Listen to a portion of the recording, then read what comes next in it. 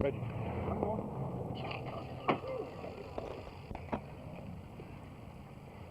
They tried to.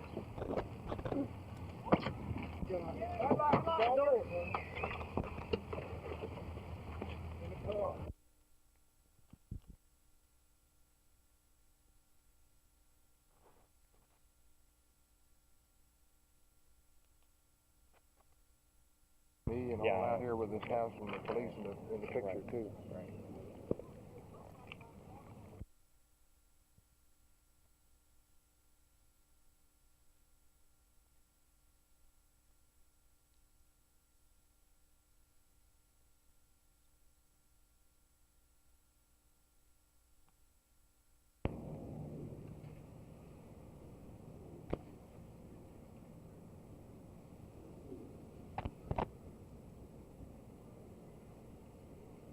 I seen it out there, and I walked to the door and asked him who was he. He said, "Get out, get out. You got just a little bit to get out." I said, "I'm going to kill you if you don't." Said, "You better flee." I said, "Well, give me just a minute," and I grabbed my children and run down my sister-in-law's house, and I called the police out. And he said that if he didn't get us, that he's got two brothers that would. Is that all he said to you? Yes, sir. And I went on down and called the police, and they come out. He said that was his place, but it's not, because this another guy got it, because I called and asked him, and he said that place was really his, that this guy didn't have nothing to do with it. Well, Captain and Lieutenant and myself was standing in there talking to him, and the man appeared to be kind of off guard, and the captain made a dive for his gun, and when he did, he shot him. And after the first shot was fired, why, me and the lieutenant and I jumped on him and subdued him, and that's about all there was to it. By the time the incident was over, several hundred persons had gathered around to watch. This is Rosser McDonald, Channel 8 News.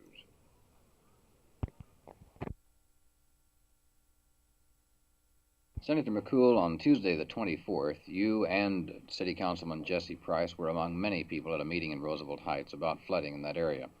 Reports the next day were that you raised your voice in anger and condemned the city government and the federal government for doing nothing about the problem, and then stormed out of the meeting. Is that what you did?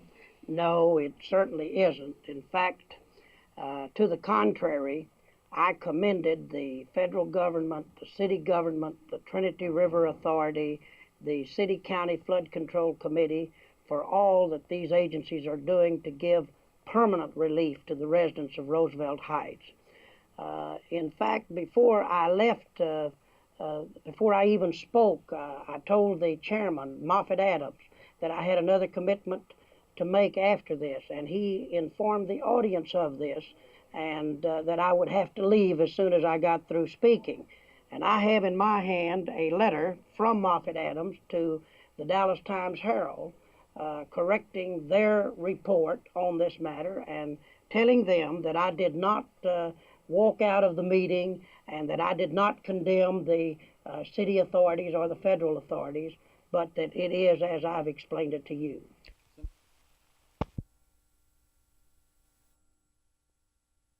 Well, certainly I thoroughly endorse the program of the administration for a thoroughgoing reform of the income tax laws.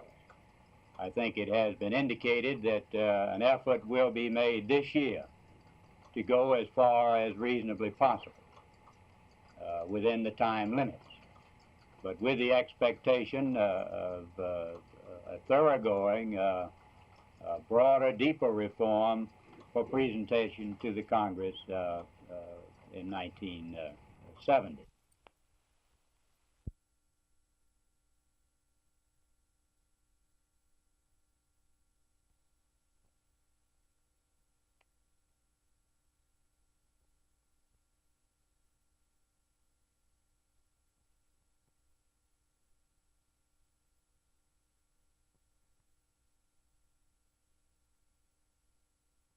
I was back behind my cash register making change for a man that made a purchase, and I believe it was for he had a $5 bill. And just as I got the money out of the register to give him his change is when they hit and started climbing over in behind where I was at and over into the cage. And when they done that, I just stepped at the end of the counter, and another one standing out kind of to one side of me started shooting at me. He shot 2 shots, and when he did, I run out the door. I was close to the door, and I run out the door. And when I was going across the parking lot, there was some 8 or 10 shots fired at me going out across the parking lot, and I fell down a couple of times. In the meantime, it sounded to me like that there was a man or two out in the parking lot shooting at me. They was shooting. Have you ever been shot at before? Yes, I have. Over at Buddy's number 6 in Euless.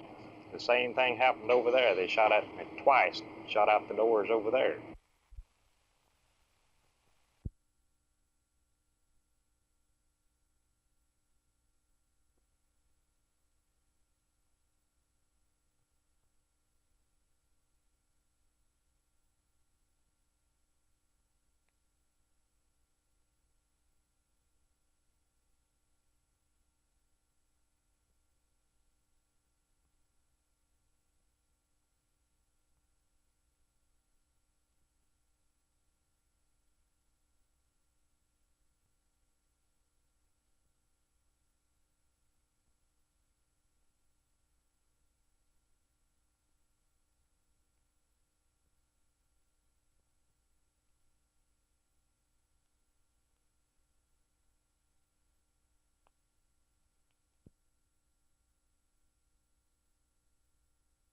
We were real pleased to obtain Bobby Conrad from the St. Louis Cardinals. As you know, he has been one of our outstanding players in the league for many years.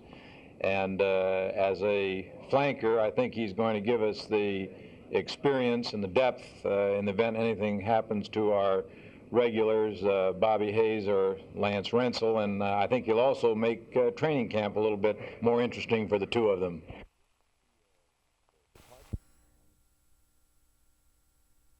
The members of each of these groups are representatives of industries and Negro colleges in Texas, members of the Texas Association of Developing Colleges. These sessions are the climax of 2 days of meetings here at the Hilton Inn, the purpose being to find how industry can help these colleges. As expressed this morning, Dr. John T. King, president of Houston's Tillotson College, the Negro institutions are turning out students, and this is important to industry because the blacks make up the largest untapped resource in America. Dr. King made these specific recommendations. We feel that industry can assist us materially in providing talent, in sharing with us industrial talent. They can also assist us in updating our faculty by providing internship programs for faculty members during the summer, by helping us to underwrite faculty salaries, by endowing faculty chairs. Cooperative work-study programs can also be devised so that young people can not only earn during the summer months, but they can also learn during the summer months, and they can learn on the job where perhaps they will be able to work later.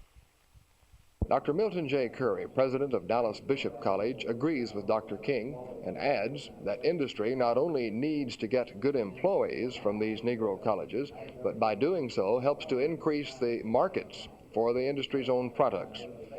We asked Dr. Curry just how important and how urgent it is that industry help these colleges now. Well, I think it is the most urgent thing in America today. We're having tremendous problems. Some of them are racial, and they derive from the frustration which so many of our young people have in a day of rising expectations.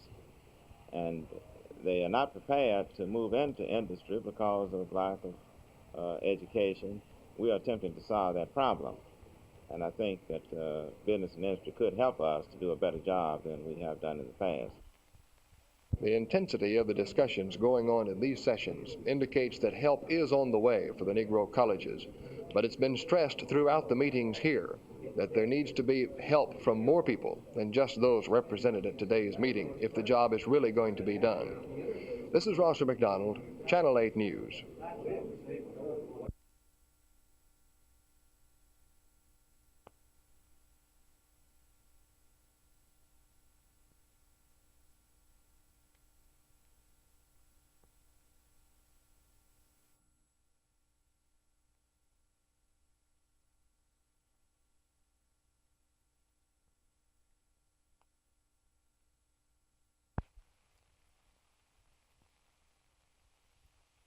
Our opposition to the postal corporation idea, as advanced by the Postmaster General, is based on several factors. One factor that alarms us a great deal is that the Postmaster General forecasts that if the corporation idea or concept is adopted, that at the end of 5 years, the Post Office Department would be breaking even, would be paying for itself.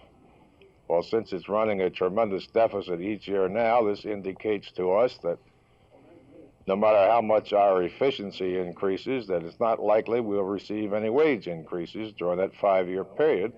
Or if we do, then obviously the public is going to have to pay even greater rates for their first-class mail and all other classes of mail.